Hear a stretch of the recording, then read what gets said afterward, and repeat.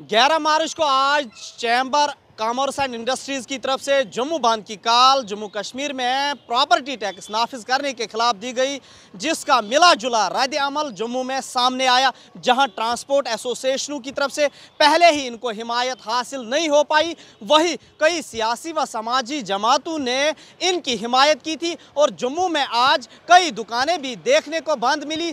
ताहम जम्मू की सड़कों पर गाड़ियां रवा दवा है। तस्वीरें जम्मू के डोगरा चौक की, जहां आप देख सकते हैं कि आज 11 मार्च को जिस तरह से जम्मू बंद की कॉल दी गई थी, इसका असर किस तरह जम्मू में रहा। वही जम्मू कश्मीर की सरमाईदार हुकूमत जम्मू में आज आल पार्टी मीटिंग भी बुलाई गई। दिन के 3 बजे डॉक्टर फारूक अब्दुल्ला की रेजिडेंस पे आल पार्टी मीटिंग तलब की गई है, जिसमें साबिक वजीर आला गुलाम नबी आज़ाद को भी मदऊ किया गया है और बताया जाता है कि गुलाम नबी आज़ाद और उनके हामी भी इस मीटिंग में पहली मरतबा शामिल होने जा रहे हैं। टीटी भारत उर्दू के लिए जम्मू के डोगरा चौक से मैं मोहम्मद अशरफ।